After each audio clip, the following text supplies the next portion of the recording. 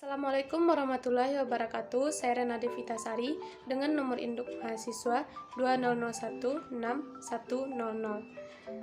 Saya adalah mahasiswa Universitas Negeri Padang dengan program studi Pendidikan Bahasa Indonesia jurusan Bahasa dan Sastra Indonesia dan Daerah, Fakultas Bahasa dan Seni, akan mempresentasikan PowerPoint yang telah saya buat mengenai topik minggu ketiga mata kuliah keterampilan berbicara yang diampu oleh Ibu Dr. Randa Ermawati Arif MPD.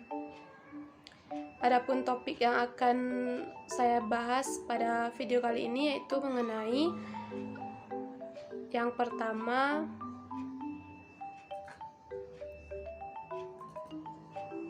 yaitu pengertian berbicara sebagai bentuk keterampilan berbahasa, yang kedua tujuan berbicara secara umum dan secara khusus, yang ketiga catur cara saji wicara sebagai metode dalam keterampilan berbicara, dan yang keempat faktor yang mempengaruhi keterampilan berbicara serta jenis-jenis berbicara sebagai keterampilan yang berbahasa.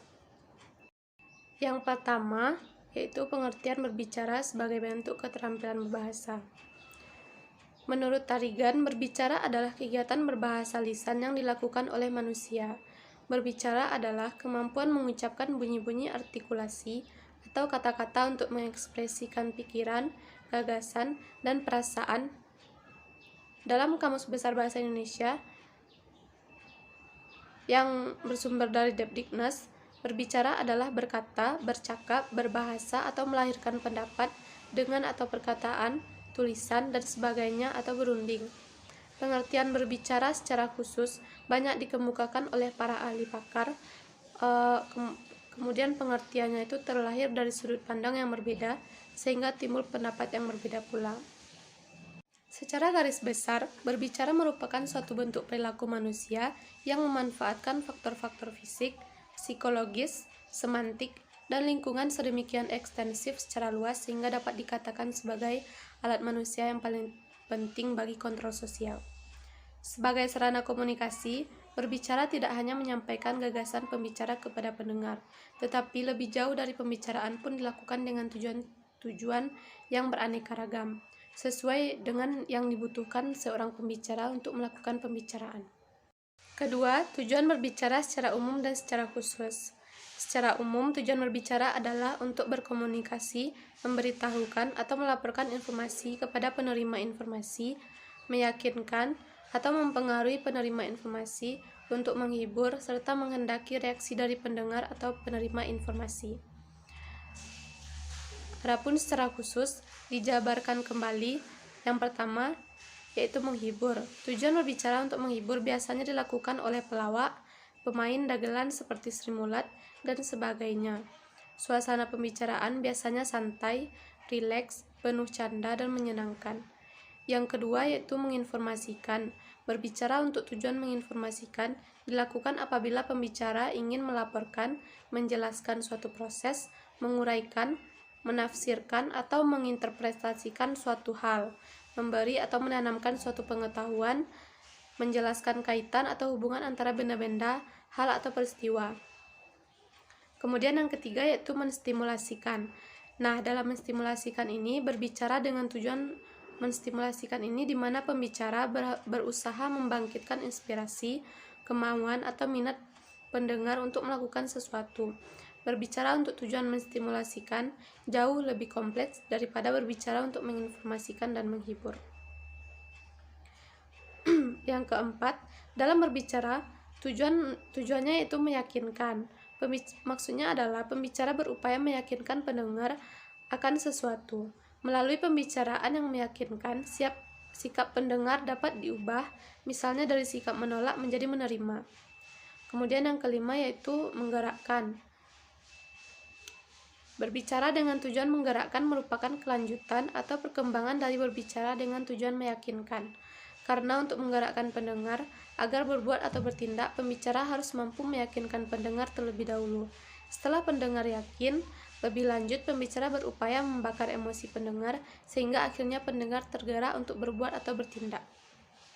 Yang ketiga yaitu catur cara saji wicara sebagai metode dalam keterampilan berbicara.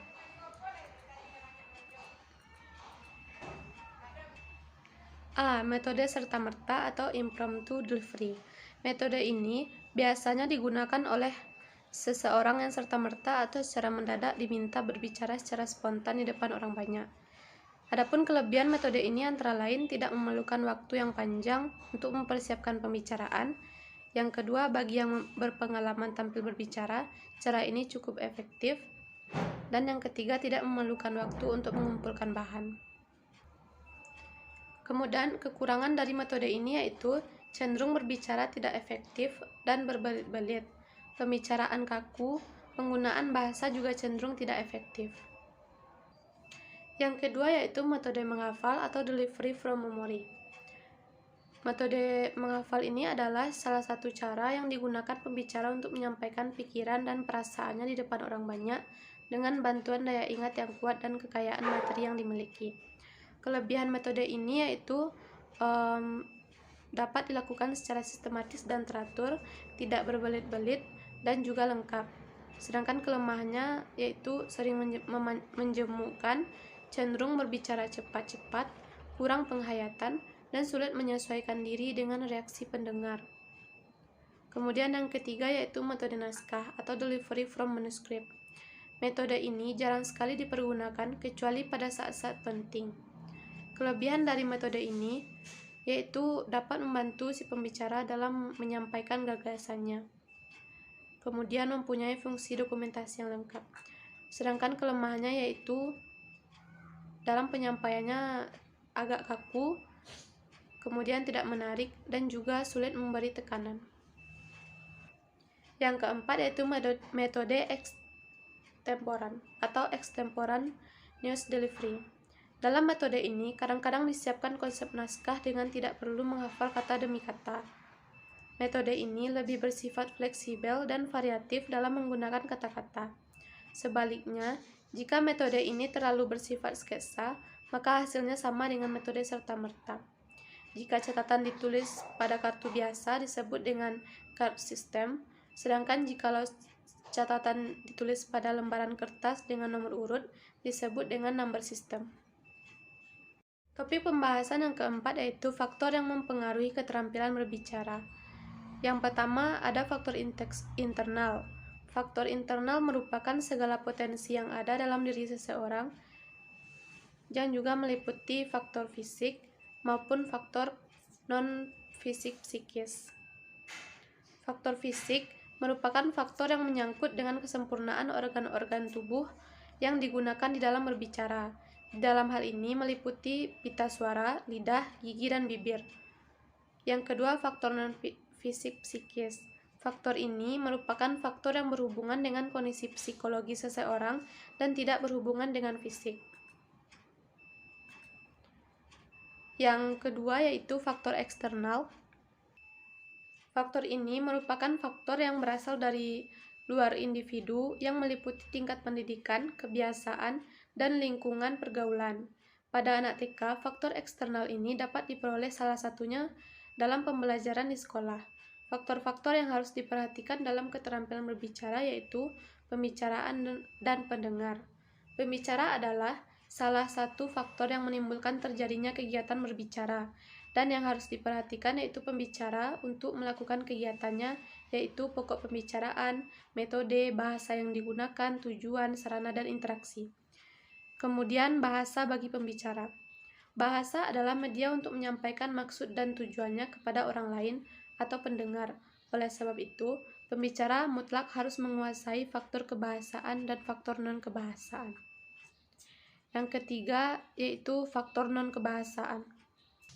Adapun faktor non-kebahasaan yang dimaksud di sini adalah yang pertama, sikap yang wajar, tenang, dan tidak kaku.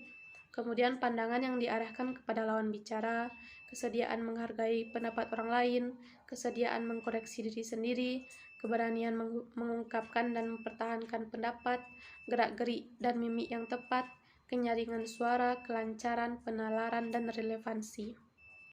Adapun pembahasan topik yang kelima yaitu jenis-jenis berbicara sebagai keterampilan berbahasa. Pada poin yang kelima ini, saya mengambil pendapat dari Musaba yang mengembangkan jenis-jenis berbicara menjadi yang pertama, yaitu bercerita. Bercerita adalah menuturkan suatu cerita secara lisan, walaupun bahan cerita bisa berwujud karangan tertulis. Yang kedua yaitu debat. Debat sebenarnya mirip dengan dialog. Debat berarti bertukar pikiran secara terbuka untuk membahas masalah yang masih merupakan pro dan kontra dengan memperhatikan aturan dan tata tertib yang tertentu. Diperlukan mental dan pemikiran yang logis saat berdebat. Yang ketiga, diskusi. Diskusi diartikan sebagai pertemuan ilmiah untuk bertukar pikiran mengenai suatu masalah. Diskusi kelompok biasanya ditandai dengan lebih terbatasnya jumlah peserta, tingkat keformalannya kurang menonjol. Yang keempat yaitu wawancara. Wawancara merupakan kegiatan tanya jawab dengan seorang yang diperlukan untuk dimintai keterangan atau pendapatnya mengenai suatu hal untuk dimuat dalam surat kabar, disiarkan melalui radio atau ditayangkan pada layar televisi. Wawancara mirip dengan dialog, namun wawancara cenderung lebih mengaktifkan orang-orang yang diwawancarai. Kemudian pidato dan ceramah. Pidato dan ceramah pada hakikatnya dapat kita ketahui bahwa pidato adalah sebuah kegiatan berbicara di depan umum atau berorasi untuk menyatakan pendapatnya atau memberikan gambaran tentang suatu hal. Sedangkan ceramah merupakan suatu kegiatan berbicara di depan umum dalam situasi tertentu untuk tujuan tertentu dan kepada pendengar yang tertentu. Kemudian percakapan. Percakapan adalah dialog antara dua orang atau lebih untuk membangun komunikasi melalui bahasa lisan atau melalui telepon misalnya dan tulisan di chatroom. Percakapan ini bersifat interaktif, yaitu komunikasi secara spontan antara dua orang atau lebih. Baiklah, itulah yang dapat saya sampaikan pada kesempatan kali ini.